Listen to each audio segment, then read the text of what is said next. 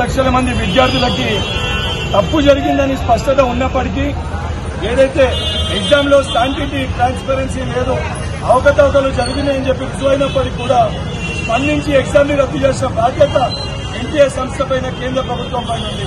కానీ దాన్ని పట్టించుకోకపోవడంతో గత 10 రోజులుగా తెలంగాణ రాష్ట్రంకి వెళ్లి 24 లక్షల మంది విద్యార్థుల ఒక అన్న పాత్ర పోషిస్తూ ప్రతి ఒక్క విద్యార్థి యోజన సంఘ రాష్ట్ర జిల్లా కార్యవర్గ సభ్యులు ఆ తల్లిదండ్రులకి భరోసా కల్పిస్తూ కేంద్ర ప్రభుత్వంపై ఒత్తిడి తీసుకురావాలని చెప్పి అనేక కార్యక్రమాలు చేపట్టడం జరిగింది.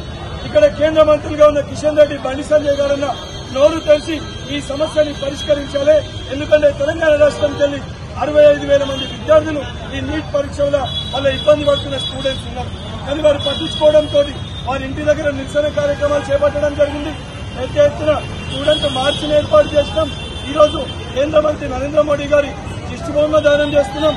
ఇప్పటికి కూడా స్పందించకపోతే ఏదైతే నిన్ననే ఎన్ఎస్యూ ఆధ్వర్యంలో పార్లమెంట్ కి ఏరావుడు చేయడం జరిగింది.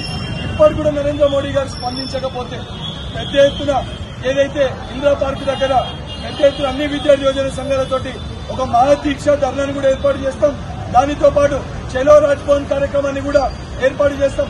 అప్పటికి కూడా ప్రభుత్వం స్పందించకపోతే 6వ తారీఖున దేశవ్యాప్తంగా అన్ని విద్యార్థి యోజన సంఘాన్ని ఏకదాటిపైకి తీసుకొని వచ్చి భారత్ బంద్ కూడా ఏ రోజైతే కౌన్సిలింగ్ నిర్వహిస్తారో ఆ రోజు భారత్ బంద్ కూడా అన్ని విద్యార్థి యోజన సంఘాల తరఫున పెద్ద ఎత్తున పిలుపు తీసుకొని వచ్చి కేంద్ర ప్రభుత్వం మెడల్ వంచన్న ఎన్టీఏని రద్దు చేసే వరకు మరొకసారి నీట్ పరీక్షని నిర్వహించే వరకు అన్ని విద్యార్థి యోజన సంఘాల తరఫున మా పోరాటం కొనసాగుతాం.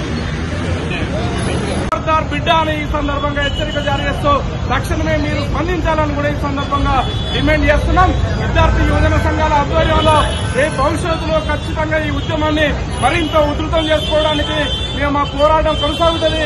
అవసరమైతే చెలో ఢిల్లీ కార్యక్రమాన్ని దేశవ్యాప్తంగా విద్యార్థి యువజన సంఘాలను కలుపుకొని చెలో మోడీ మీ అంత చూస్తామని కూడా ఈ సందర్భంగా హెచ్చరిక జారీ చేస్తూ నీటి విద్యార్థులకు న్యాయం చేసేదాకా ఎన్టీఏను రద్దు చేసేదాకా మా పోరాట కార్యాచరణ ఉంటుందని కూడా ఈ సందర్భంగా మీడియా ద్వారా మేము తెలియజేస్తున్నాం.